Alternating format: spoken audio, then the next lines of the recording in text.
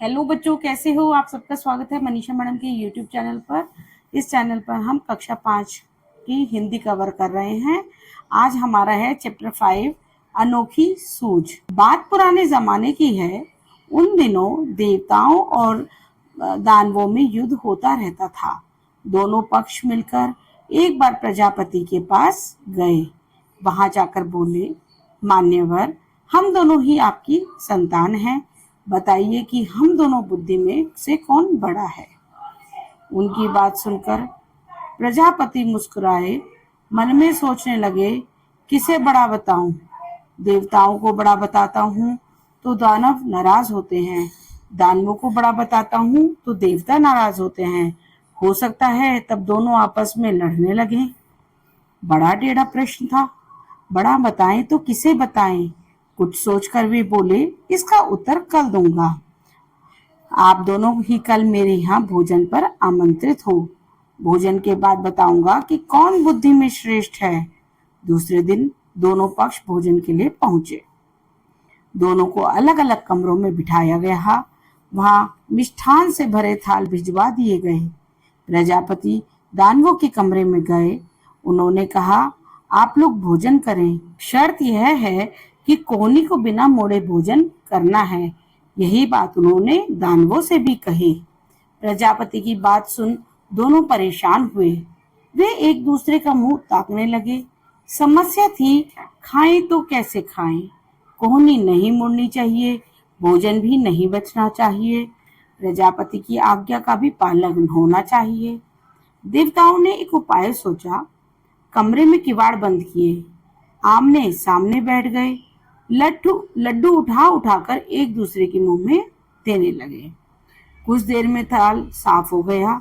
सारे लड्डू समाप्त हो गए। ना हो हल्ला, ना शोरगुल। देवताओं ने शांतिपूर्ण भोजन किया। दानव अपने कमरे में परेशान थे। सोचने लगे, बेकार ही यहाँ आए। नहीं आते तो यह परीक्षा तो नहीं देनी पड़ती। आ ही गए हैं तो परीक्षा तो देनी ही पड़ेगी। दानवों ने भी किवाड़ बंद किए। लड्डुओं के थाल पर टूट पड़े। लड्डू लेकर ऊपर उछालने लगे। लड्डू जब नीचे आते तो मुंह खोल लपकते। लड्डू जमीन पर गिरते और चूर चूर हो जाते। कमरे से हो ही की आवाजें आती रही। चीखते चिल्लाते और लड़ते झगड़ते रहे। सारी स्थिति स्पष्ट थी। प्रजापति ने कहा, देवता ही श्रेष्ठ हैं। जानते हो क्यों? इसलिए कि उन्होंने सहकार की भावना से काम किया है। खुद भी खाओ और दूसरों को भी खिलाओ। जियो और जीने दो, यह थी इनकी विशेषता। इन्होंने बुद्धि से काम लिया, सूझबूझ दिखाई। ये आमने सामने बैठ गए, एक दूसरे के मुंह में लड्डू देते रहे। थोड़ी देर में थाल साफ हो गया। दूसरी तरफ दानवों ने शर्त का पालन किया। लड्डू उछालते रहे, उन्हें पाने के लिए लपकते रहे। न खुद खाए न दूसरों को खाने दिए। लड्डू तो बिगड़े ही, पेट भी ना भरा। तो बेटा, ये थी हमारी कहानी अनोखी सूझ। एक बार मैं आपको दोबारा छोटा सा इसका सार बता देती हूँ। एक बार देवता और दानव प्रजापति जी के पास गए और उन्होंने उनसे पूछा कि आप बताइए, हम दोनों तो आपकी संतान हैं, हम दोनों में से कौन श्रेष्ठ है? तो ब्रह्मा जी किसको बताते? भैया, अगर देवता को कहते तो दानव नाराज हो जाते और दानव को कहते तो देवता नाराज हो जाते। हो सकता है दोनों में युद्ध भी छिड़ जाता। तो प्रजापति जी ने ऐसे कहा कि भाई, कल ऐसा है, आप दोनों मेरे यहाँ भोजन पे आना और अपने अपने पूरे ग्रुप को ले आना और भोजन करेंगे। तो सब अगले दिन पहुंच गए उनके घर पे भोजन करने के लिए। तो उन्होंने एक शर्त रखी कि भोजन तो करोगे लेकिन अपनी कोहनी को मोड़ना नहीं है। अब बिना कोहनी को मोड़े कोई कैसे भोजन कर सकता है? तो देवताओं ने तो अपना दिमाग लगाया, क्योंकि वो देवता अपने दिमाग को शांत रखते थे। तो उनके दिमाग में एक आइडिया आया कि आमने सामने बैठ जाते हैं और एक दूसरे को खिलाएंगे, वो भी खाएगा, मैं भी खाऊंगा। तो इस तरह से उन्होंने बहुत शांति से भोजन को खाया। लेकिन जो राक्षस प्रवृत्ति के लोग होते हैं वो हो हल्ला ज्यादा करते हैं, लड़ते भिड़ते जाते हैं, ना खुद खाए ना दूसरे को खाने दिए। तो ब्रह्मा जी ने कहा कि देवता ही महाश्रेष्ठ हैं, क्योंकि वो सहकार की भावना, खुद भी जियो और दूसरे को भी जीने दो। किसी को परेशान मत करो, ये भावना जिनमें होती है वो देवता होते हैं और वो ही श्रेष्ठ है। आई होप बेटा आपको कहानी अच्छे से समझ आ गई होगी। अब इसके हम शब्दार्थ देखते हैं। दानव राक्षस, पक्ष तरफ, प्रजापति ब्रह्मा, संतान औलाद, टेढ़ा प्रश्न कठिन प्रश्न, आमंत्रित न्योते गए या बुलावा, पक्ष तरफ, मिष्ठान मिठाई, प्रजापति ब्रह्मा जी। प्रजापति बेटा जिन्होंने सृष्टि की रचना की है उन्हें ब्रह्मा जी बोला जाता है।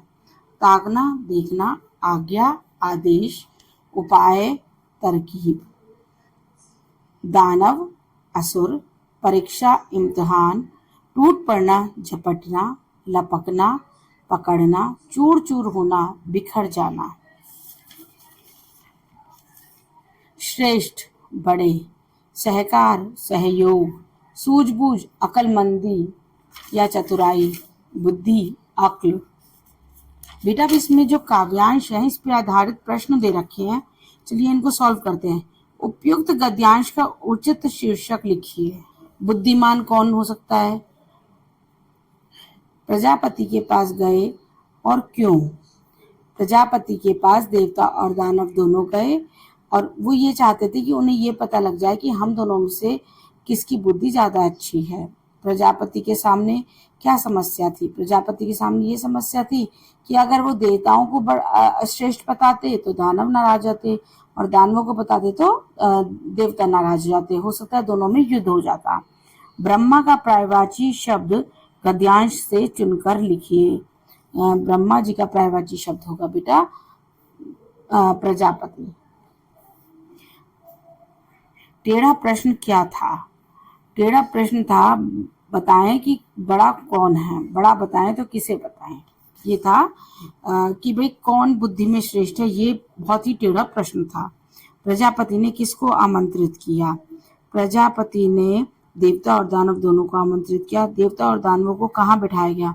दोनों को अलग अलग कक्ष में बिठाया गया। भोजन करने की क्या शर्त थी? भोजन करने की शर्त थी कि भोजन पूरा खत्म होना चाहिए और बिना कोहनी मोड़े भोजन करना है। देवता और दानव क्यों परेशान हो गए? देवता और दानव इसलिए परेशान थे कि बिना कोहनी को मोड़े भोजन कैसे किया जाए। दोनों के सामने क्या समस्या थी? समस्या यह थी कि बिना कोहनी को मोड़े खाना खाना है और खाना बचना भी नहीं चाहिए। देवताओं ने भोजन करने का क्या उपाय सोचा?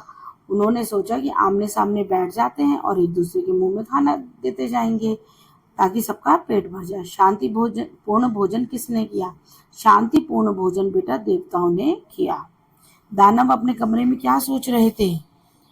वो सोचने लगे बेकार ही यहाँ आए, नहीं आते तो यह परीक्षा तो नहीं देनी पड़ती। दानवों ने लड्डू किस प्रकार खाए? दानवों ने लड्डू को उछालते जा रहे थे और लपकते जा रहे थे मुंह से, और कुछ मुंह में जा रहे थे और कुछ जमीन पर गिर रहे थे। दानवों के कमरे में कैसी आवाजें आ रही थी? कमरे में से हो ही की आवाजें आती रही, चीखते चिल्लाते और लड़ने झगड़ने की आवाजें आती रही। देवता का विलोम शब्द गद्यांश से चुनिए। देवताओं का उच्चारण के लिए मान्यवर, प्रजापति, आमंत्रित, मिष्ठान। सोचें और बताएं प्रजापति किसे कहा गया है? प्रजापति किसे कहा गया? प्रजापति ब्रह्मा जी को कहा गया है। प्रजापति के पास कौन आया? प्रजापति के पास देवता और दानव आए गए। देवताओं और दानवों ने प्रजापति से क्या प्रश्न किया? दोनों ने पूछा, मान्यवर हम दोनों में से बुद्धि में कौन बड़ा है? प्रजापति ने भोजन करने के लिए किनको आमंत्रित किया? प्रजापति ने भोजन करने के लिए देवताओं और दानवों को आमंत्रित किया। प्रजापति ने भोजन करने के लिए क्या शर्त रखी? प्रजापति ने कहा कि कोहनी को बिना मोड़े भोजन करना है और भोजन बचना भी नहीं चाहिए। देवताओं ने अपनी सूझबूझ कैसे दिखाई? सभी देवता आमने सामने बैठ गए, लड्डू उठा उठाकर एक दूसरे के मुंह में देने लगे। देवताओं ने शांतिपूर्ण भोजन किया। शोरगुल कौन कर रहे थे और क्यों? शोरगुल दानव कर रहे थे क्योंकि वे लड्डू उछाल उछाल कर लपक रहे थे। लड्डू जमीन पर गिरने लगे और टूटने लगे और दानव चीखने चिल्लाने लगे। प्रजापति ने किसको श्रेष्ठ बताया और क्यों? प्रजापति ने कहा देवता ही श्रेष्ठ हैं क्योंकि उन्होंने सहकार की भावना से काम किया। खुद भी खाओ और दूसरे को भी खिलाओ। अब बेटे यहाँ पे कुछ रिक्त स्थान है, उन्हें हमें भरना है। भोजन के बाद बताऊंगा कि कौन बुद्धि में डैश है, तो इसका उत्तर आएगा बेटा श्रेष्ठ। भोजन के बाद बताऊंगा कि कौन बुद्धि में श्रेष्ठ है। आ ही गए हैं तो डैश देनी ही पड़ेगी, परीक्षा। वे उन्हें पाने के लिए लपकते रहे। डैश भी खाओ और डैश को भी खाने दो, खुद भी खाओ और दूसरों को भी खाने दो। देवताओं और दानवों में युद्ध होता रहता था। क्या ये सही है बेटा? यस, ये सही है, इस पर टिक मार्क लगा लीजिए। देवता और दानव दोनों को एक ही कमरे में बैठाया गया। नहीं, गलत है ये। प्रजापति ने बिना शर्त भोजन करवाया। गलत। देवता परीक्षा में श्रेष्ठ निकले। बिल्कुल सही है बेटा। आगे है बेटा इसमें मुहावरे। भाषा की बात। टूट पड़ना एक मुहावरा है जिसका अर्थ है झपटना। इसी प्रकार आगे लिखे मुहावरों का अर्थ बताएं। जैसे चूर चूर होना। चूर चूर होना मतलब अत्यधिक घमंड से भरपूर होना। IAS की परीक्षा पास करके मेरा दोस्त घमंड से चूर चूर होने लगा।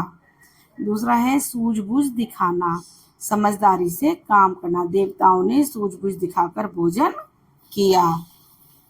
अब बेटा नेक्स्ट इन्होंने दे रखा है, प्रजापति दानवों के कमरे में गए। इस वाक्य में के दानवों और कमरे का संबंध बता रहा है। का, के, की, ये तीनों संबंध बताने के काम आते हैं। अब इस पाठ में से 5 वाक्य छांटो जिनमें का, के, की का प्रयोग हुआ है। देखो बेटा, सबसे पहले लिखेंगे बात पुराने जमाने की है। इसमें हमारा की आ गया। देवताओं ने सहकार की भावना से भोजन किया। कि दोनों दानवों ने शर्त का पालन इस तरह करा।